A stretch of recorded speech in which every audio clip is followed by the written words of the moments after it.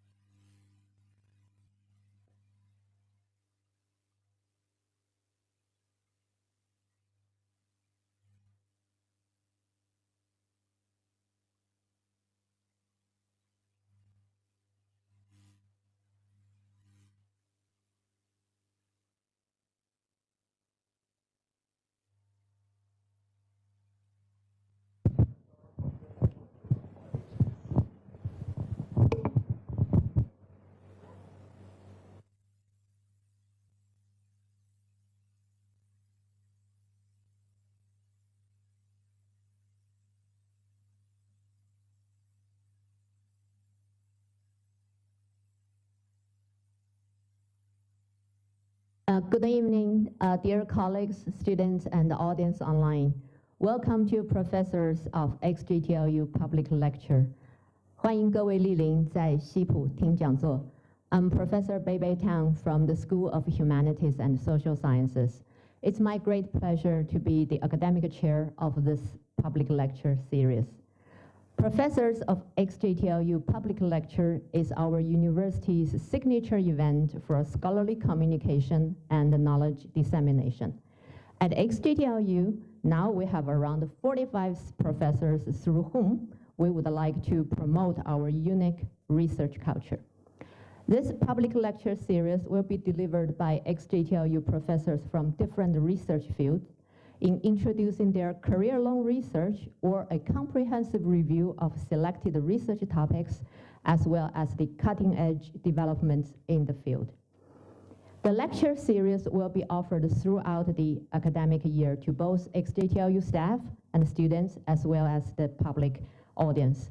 And today's lecture will be the opening event for this academic year's lecture series.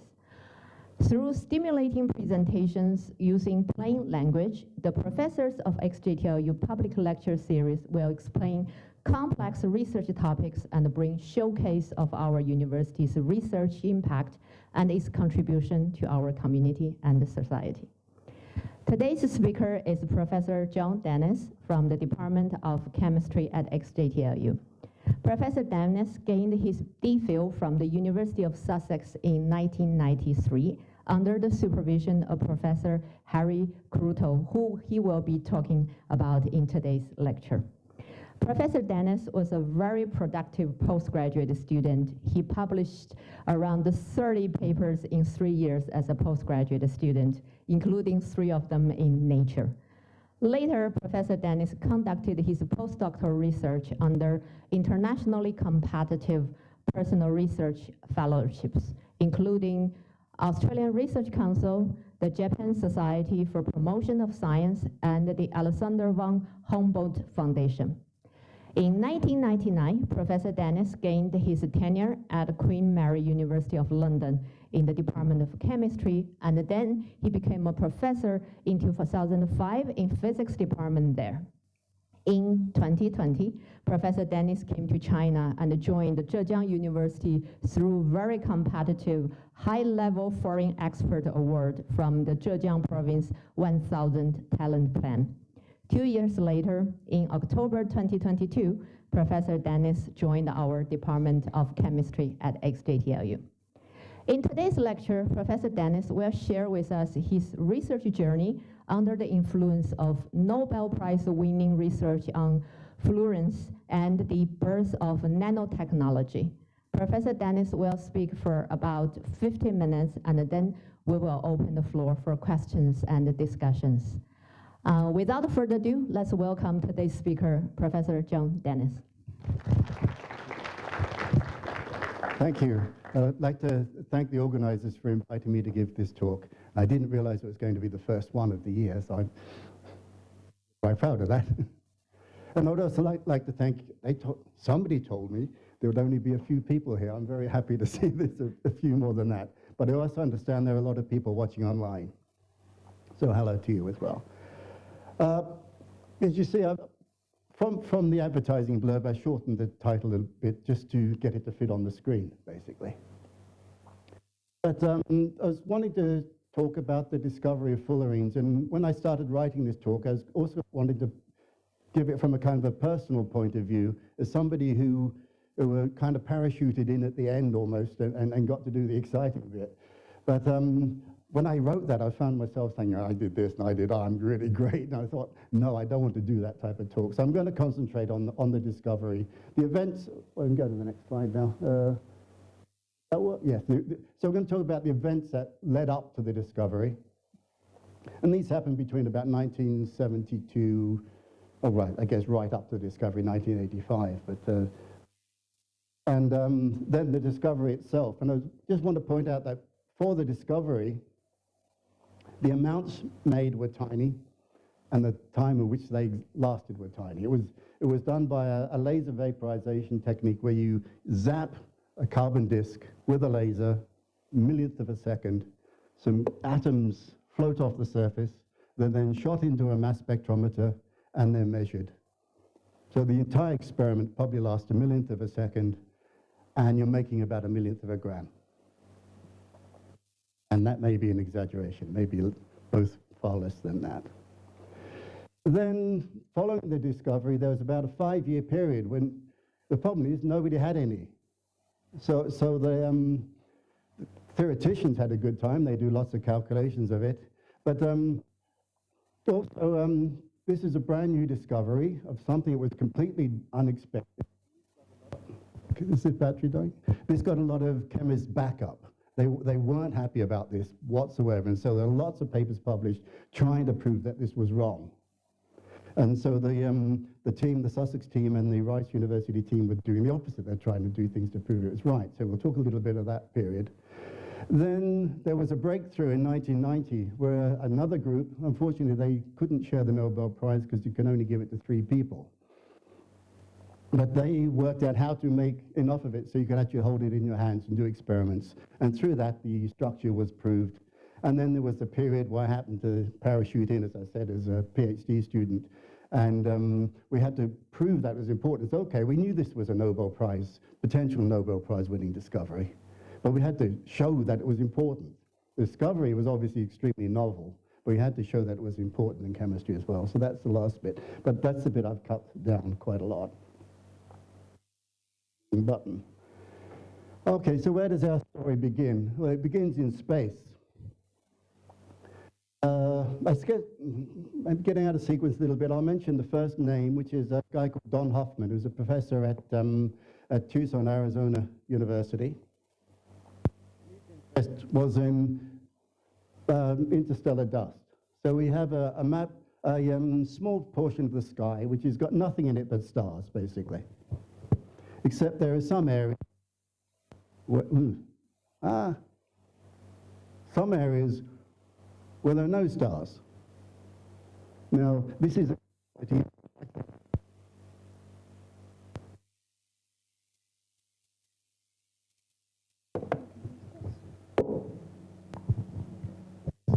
so back then they didn't have such good quality images. If the lights were down, we'd be able to see exactly what's happening here. It's very obvious what's happening. There's some dust in the way. There's some clouds in the way. So this is what Don Hoffman was interested in. Don't do that, do that. What are these things made of? And there was, at the time, and still is, some bands in the radio telescope spectrum that were called the diffuse interstellar bands. And nobody knew what they were. So Hoffman was trying to identify something in here to see whether he could identify these interstellar bands. So where do these things come from? Well, the sun will eventually become a red giant star.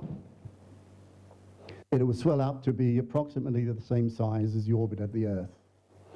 And when it becomes this big, it becomes unstable. And it blows up like this because it's effectively run out of fuel. It's run out of hydrogen to burn. So it becomes unstable. And it grows and it shrinks and it grows and it shrinks. And eventually, this outer part just wanders off into space. And it becomes a planetary nebula. Now, in this particular example, it is, wrong button again.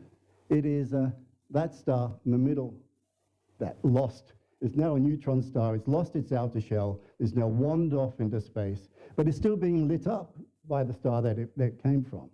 Eventually, as we can imagine, it's going to, wrong button again, it's going to wander off and become dark, and that's what this is. Second actor in our play, shall we say, is Harry Kroto, who's my PhD supervisor, or future supervisor at the time. His interest was slightly different. If you take a red giant star before it becomes a planetary nebula, it goes through a period where you've got two forces happening. You've got gravity trying to make this thing collapse. And then if it collapses, it gets hot in the middle, so the nuclear fire lights up and blows it back up again. This is actually happening in the sun, but it's over such a small variation that it appears to be very, very stable. But in these things, what happens is it blows up and then it collapses. But as it collapses, it leaves a little shell behind of what was out there. And then it collapses down, gets hot again, and expands again. And it blows that outer shell away. And then when it collapses again, it creates a new outer shell. And it goes on and on creating these shells. So this is an example of that. We can see that close to the star, there are shells coming out, and that was, every one of these cycles is leaving some dust behind. So Kroto was interested in what that was, the stuff that's closer to the stars. And we can do, through a technique called spectroscopy, where effectively radiation is shone on some material, it does something to the material, and then the material re-radiates out, and it does so in such a way that it leaves a fingerprint behind of what the material was. So if you look very, very close to the star, right in close, almost at the outer atmosphere, you will see, as well as atomic carbon in the shell, you see it starts to form some molecules. We get some C2 forming, some Cn, some CO. Now chemists might say, well, there should be a hydrogen on there, but it's just too hot for the hydrogen to stick on there. So only these strong bonds are going to form. Then if we go further out, a little bit further out into space, you start picking up hydrogen. These things will now pick up some hydrogen, and it's become stable. And then as you go further out still, you start getting some molecules, small molecules, which are actually stable on Earth. You can pick up methane, which is just natural gas, and acetylene and hydrogen cyanide, for example. But you go further out, wow, nobody knows what they were. This is a completely different environment to on Earth. So nobody knows what they were. So that was Harry Kroto's interest. What's out there? What's this material made of? Well, I was going to say that this is Harry Kroto. This is about when I knew him. He looked like that. But when he did the experiments, he looked like that. And this is my other PhD supervisor, David Walton. So that, as I said, they were interested in these circumstellar shells.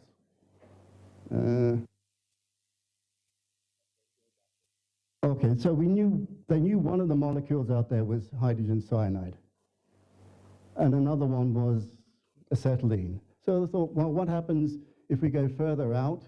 Does hydrogen cyanide react with acetylene? So that was David's job. He's the chemist. So he goes into the laboratory and makes this. And does it work?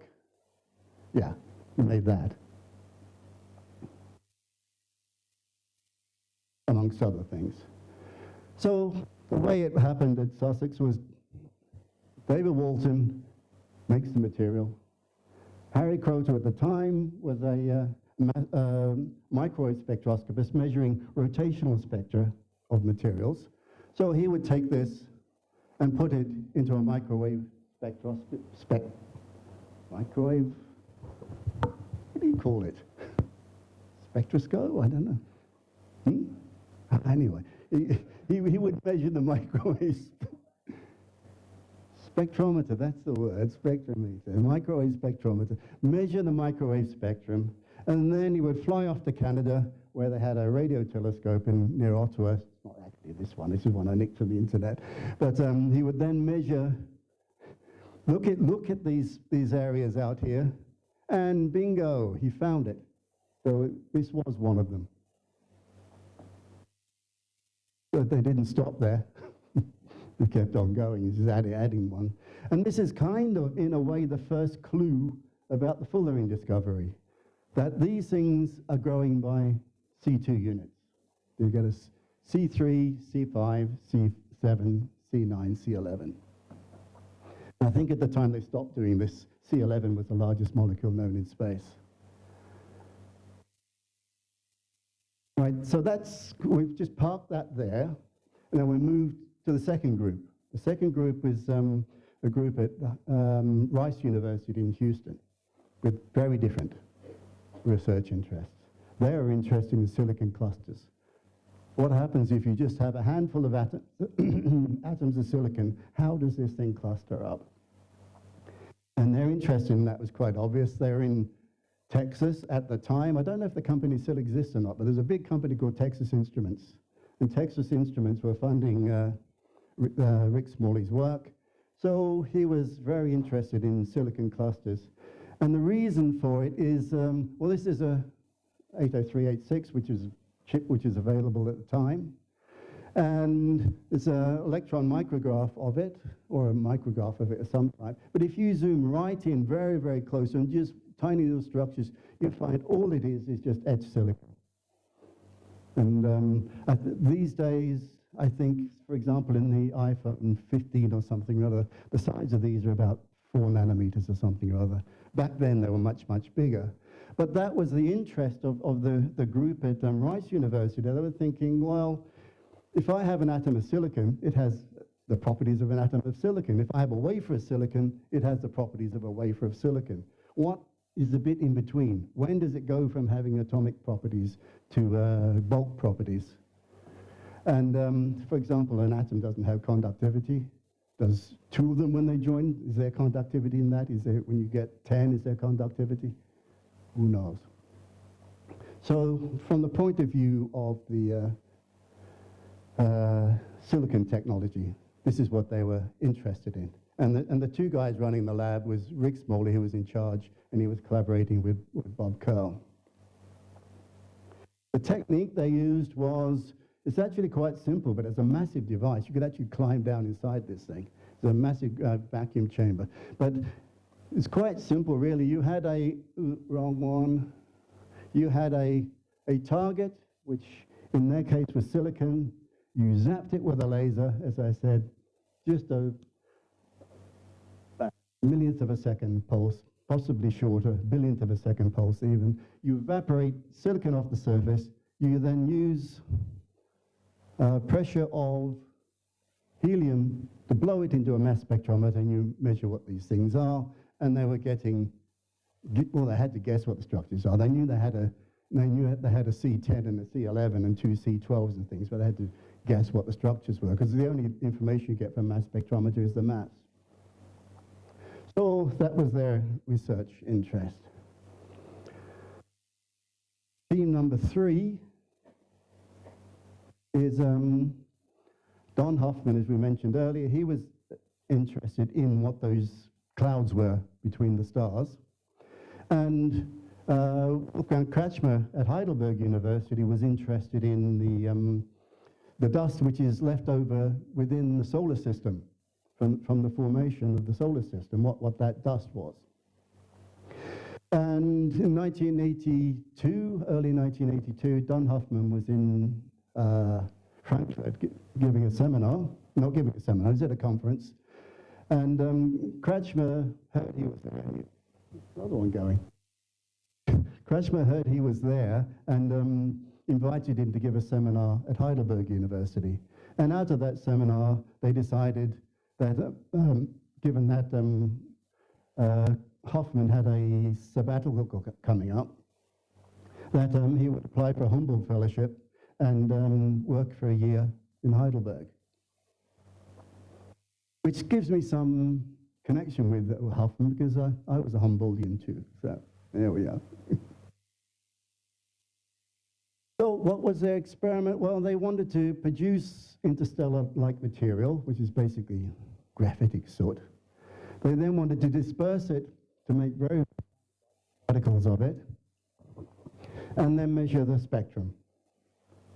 The machinery they used was pretty ropey, actually, but it's basically a bell jar where you can evacuate something inside and do some experiments. And what they had was they have a block of graphite and a graphite rod, which is basically a pencil lead, which was sharpened. And it was held just touching with a spring. And then they passed a huge current through it, and the tiny contacts gave a huge current density, and it was able to vaporize the carbon.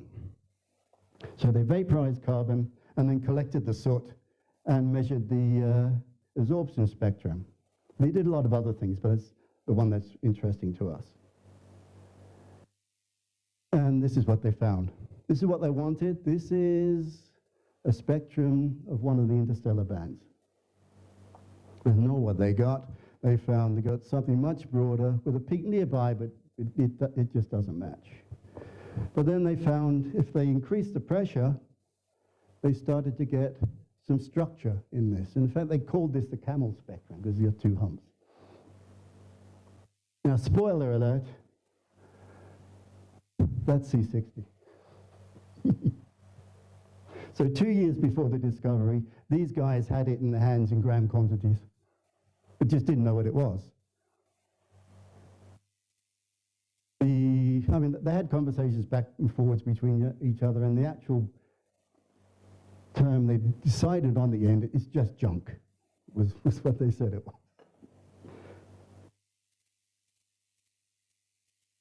Okay, so we now move on to another coincidence. So, as we said, there was this team that was making these molecules and measuring them in space. So, in 1984, I think it was in, what month was it? March or something, or March 1984, there was a conference at Austin, Texas. And Harry was presenting his work there. And also at that conference was Bob Curl, presenting his work there. Now, I don't know if any of you have been to these big American conferences, but Bob Curl's interested in silicon clusters, so he'd be off with the silicon cluster guys, talking about silicon clusters, and Harry would be with the space people, talking about space dust, and then there'd be the batteries people who'd be doing their thing, so nobody ever talks to each other.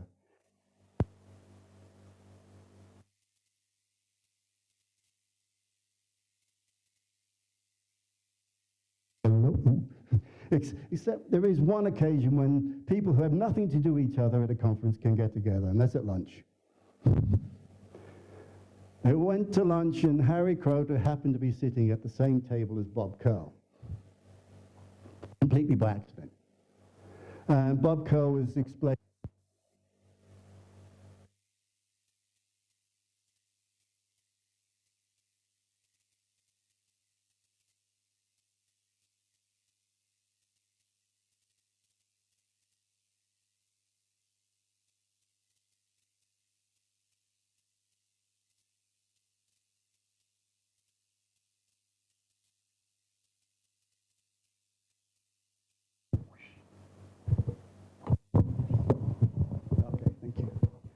So Harry got very excited about the hearing this. Here's somebody with a lab that can make something that can mimic the surface of a star.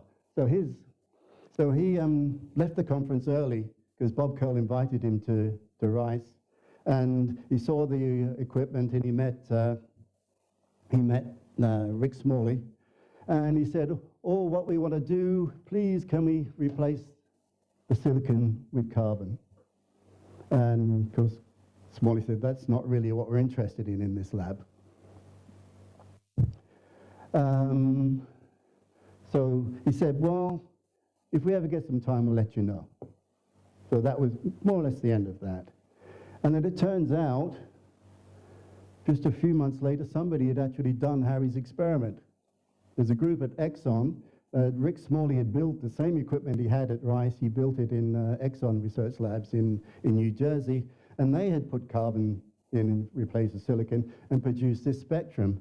And the interesting thing from their point of view, and anybody's point of view really, is at the low end, you get C1, 2, 3, 4, 5, 6, 7. You get all of the carbon clusters. Then there's a gap, and then you get ones every 2. They also put a sign on C60, but they didn't spot it as being special because it's just 40, 50, 60, 70. It's just one of the series. Just put it could have been 55, 65 instead. But when Harry saw this, he got even more excited because if you remember what I was saying about these things growing lumps of C2, he thought, well, these are growing lumps of C2, so maybe these are what he wanted to make. So his idea was to, instead of using helium gas to blow it in, you would use helium gas with a tiny bit of hydrogen cyanide or a little bit of acetylene or a little bit of ammonia in it. So that would go through this atomized carbon vapor and then get shot into the mass spectrometer to find out what it was. So Harry was pleading now with Rick Smalley to let him do this. But the answer was still not really what we want to do. But a year and a half later, Harry got the phone call. Okay, we got a couple of weeks worth of downtime. You can come and do it. So Harry, as he says, pinched some money out of his wife's bank account and flew over to Houston. So this is publicly funded research, not privately funded research. So they did the experiments they wanted to do, so with all of these different gases, and produced the molecules they wanted to produce. But they also went back and tried to reproduce this one. And then one of the students noticed something quite remarkable. Repeated the result, but now C60 and C70 are much bigger. In fact, the student made a note of that. This is Wednesday, the 4th of September. It says, repeating the CN work, C60 huge, C70 also. And even went as far as to say C60 plus question mark. So this is now noticed. There's been something unusual. Well, they can play around with not many things, but one of them is the power of the layers, and they found if they use 40 millijoules, C60 was 30 times stronger than the one next door, C58. 100 millijoules was only 2 times. So there's obviously something special about these C60, which led to the question, why C60? Then over that weekend, 2 of the graduate students of Rick Smalley's, Jim Heath and Sean O'Brien, decided they would work on shifts on this. They were going to play around with all of the parameters they can, see whether they can make C60 any better. So they worked 8 hours on, 8 hours off, 8 hours on, 8 hours off over the entire weekend. And by Monday, they got that. Now there's no doubt C60 is special. It's the only thing left. They managed to make conditions, but the only thing they're making is C60, except there's a tiny bit of C70. So having worked out this is special, what is it? How do you have a cluster of 60 carbon atoms? Well, the most likely structure you're going to start with is kind of a sheet of graphite. The problem with graphite is you've got these dangling bonds on the end, because this is only bonding to 2 things. All the other ones are bonding to 3. So graphite doesn't have a problem with that. It just sticks hydrogens on the end. And it's the same with diamond. It's just actually, if you touch your diamond ring, you don't touch carbon at all. There's a monolayer of hydrogen on the surface. So the idea came about, well, what happens if we make these dangling bonds join up with those dangling bonds? Well, you can bend it into a tube, but then you got the other one. How do you bend this around to there? They just couldn't work out how to do it. Then Harry had a memory that he'd made this for his son many, many, many years before. It's a model of a star dome where you have a map of the sky put on this dome. And in his mind, he remembered that not just hexagons, but there was a pentagon. And this pentagon is very important because if we see what's happened now, we put the hexagons around the pentagon, it's curved.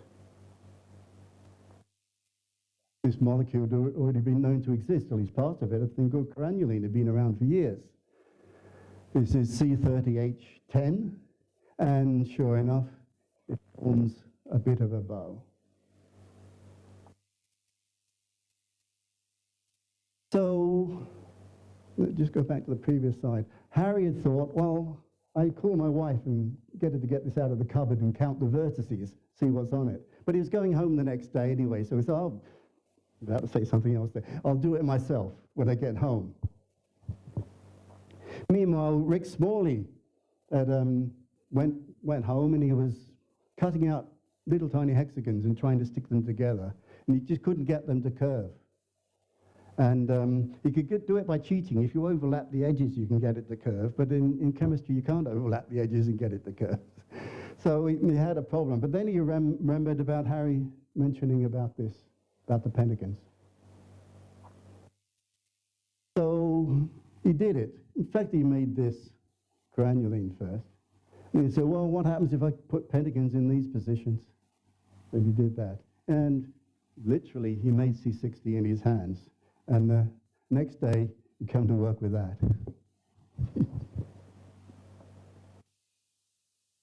So we now have a structure, and it's a beautiful structure. And the only way you can explain how you can get a cluster of 60 carbon atoms. So he calls up the maths department, what's this structure? So they said, well, there's 2 ways I can explain it. One is a truncated icosahedron. This is an icosahedron. It's got 20 triangular faces. And if you take these points and slice them off, you truncate it, and you end up with something looking like that. But he says there's another way I can put it, and he's basically said, what you got there, boys, is a soccer ball.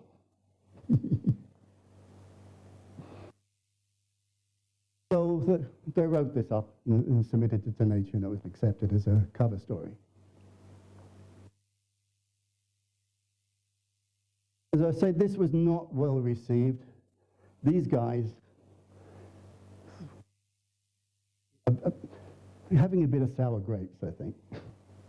They published a paper the next year with the title of A Deflated Soccer Ball, trying to prove it's wrong. And a lot of that was going on.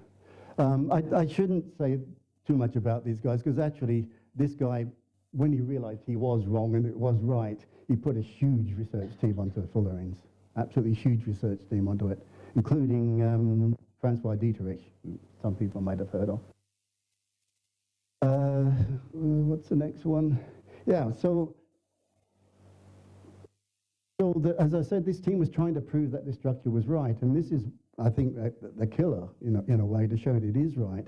Because if we look at this structure, you see that in terms of the bonding, you have, for a carbon atom is here, you've got one of these along the black-white interface, another one along the black-white interface, and one in between two of the white hexagons.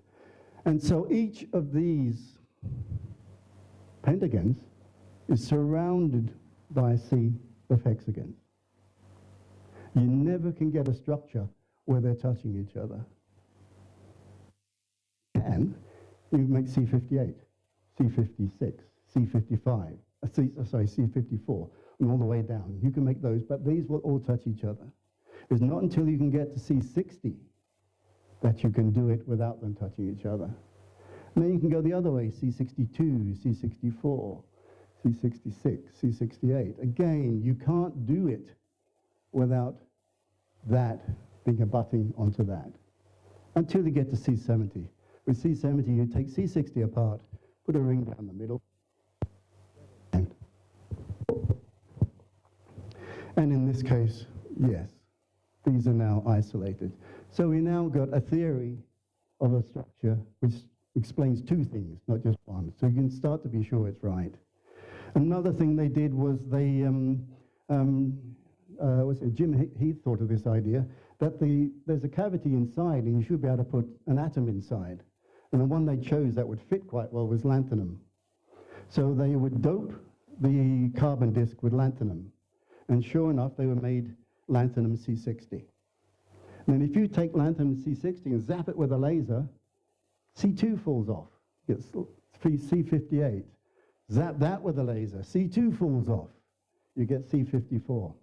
Now you can predict that, given the size of a lanthanum, you can shrink wrap this guy only up to a certain extent. And the calculations were you can go up to C36. And sure enough, you can make lanthanum C36. But if you try after that, nothing. It falls apart. It bursts if you try to shrink wrap further. So this is more proof that this structure is right. But this was going on for that 5-year period where they had no material. And even, as I say, now the Exxon guys came back on this with this spectrum, which is another thing to prove the Fullerene structure, because these are, assuming these are all Fullerenes, stops at C24. No Fullerene smaller than C24. And the reason for that is you can't make a Fullerene smaller than C24. C24 is the smallest Fullerene you can make, and in this series, the smallest thing. Dodecahedrine. Well, Fullerene maybe. Okay, we now have to go back to these fellas. So about 5 years later, Don Huffman Crashman says, do you think the camel spectrum was C60? No.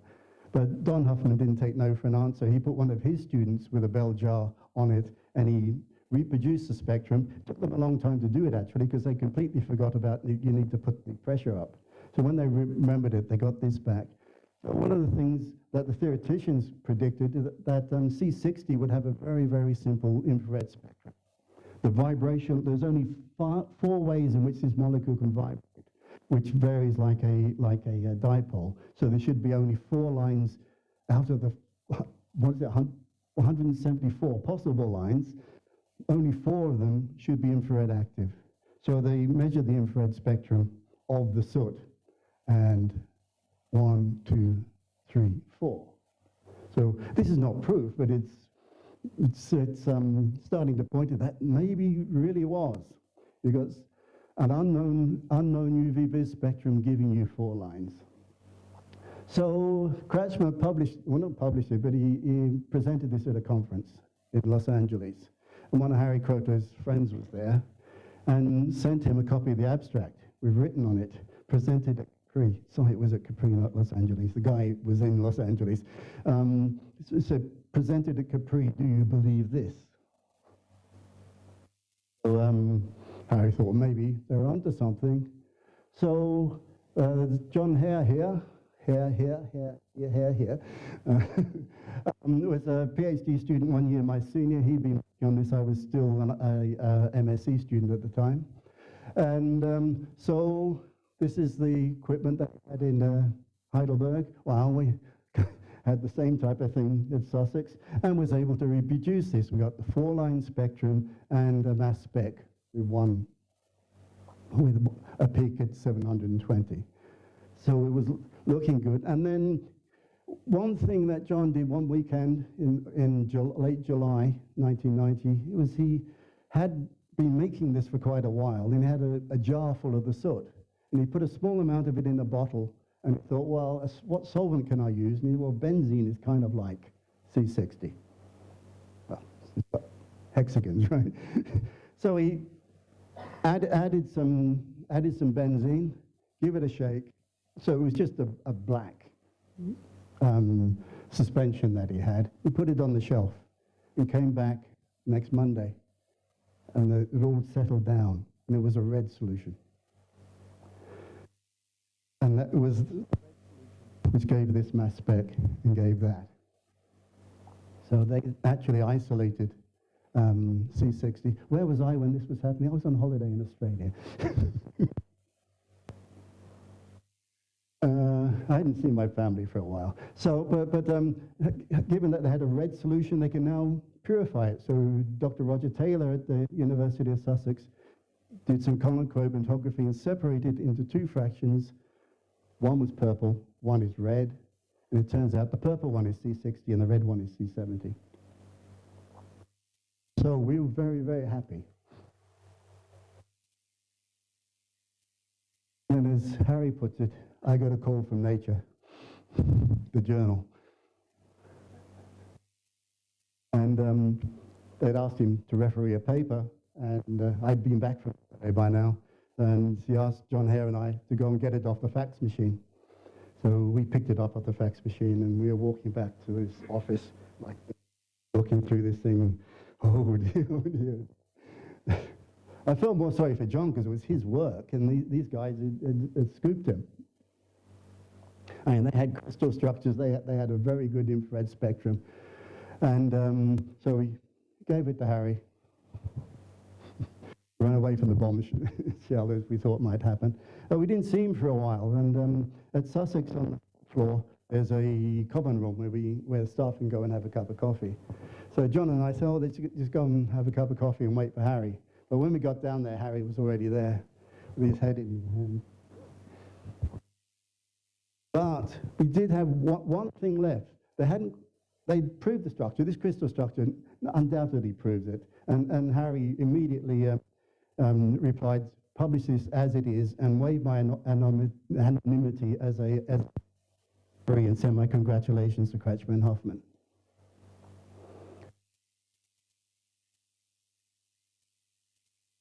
What was missing is they hadn't purified the material. It was still C60 and C70. And one thing any chemist would use to prove a structure was the NMR spectrum. As I was mentioning earlier, every single... Get carried away.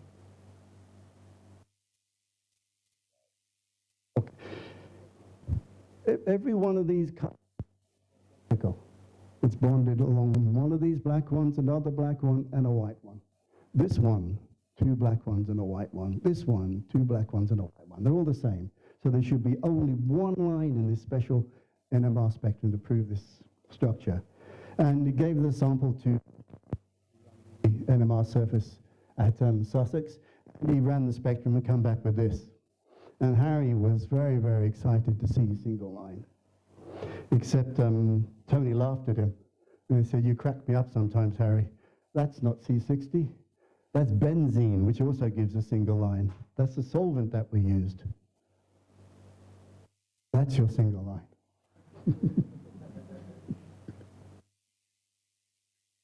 So anyway, with that, yes, there's this, wrong one again. With that, there's a single line for C60. With the mixture, there's 5. But there is one really remote possibility. C60 is a monocyclic ring. Now, in air, that's not going to be extremely unstable. So, but the structure, you could argue, is not completely proved with this. But with C70, 5 lines, 5 different carbon environments with the right intensities. There's no doubt now that this is the Fullerene structure. How are we doing for time? I just want, as I said, I didn't want to blow my trumpet, but I'll do one. Just one. There's something I was particularly proud of, is this structure. We went to the ISIS laboratory at, well, the Rutherford Appleton laboratory at ISIS, and did some high-resolution powder neutron diffraction on this molecule, and found out that it has 2 different bond lengths. I've got this little slide up here in benzene, because what was thought at the time was, again, so what? You made this molecule, it's going to have a structure like benzene, where you've got these delocalized orbitals. So it's going to look something like this. So the electron shell over the fullerene is going to be uniform. And it's going to be, the amount of resonance stabilization would be huge.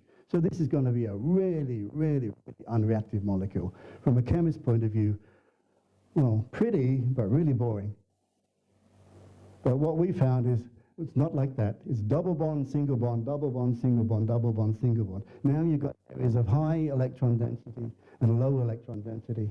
And so the chemists now got interested in it. There was an absolutely huge explosion after this came out. Yeah, thank you. That's enough.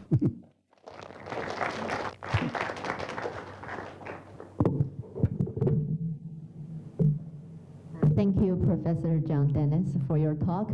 To the audience online, we will finish our live stream here. Thank you for staying with us, and we look forward to seeing you at our next lecture.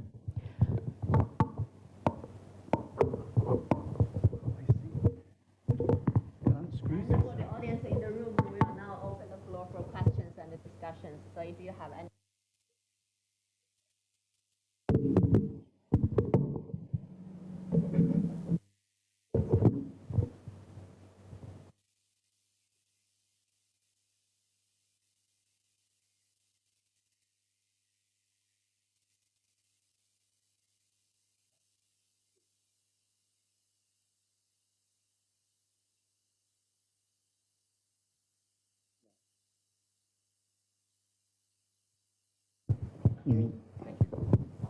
It is the pentagon, Yeah. carbon pentagon structure is less stable than hexagon. Yeah. So what is the physics that you explain the formation of a C60 or C70? Well, yeah, it was, give me, chicken wire argument. Is it, and also the further question is, was it explained with the thermodynamics, or it is just the, I think that is there. It would be thermodynamically stable, yeah. Where's the chicken wire argument?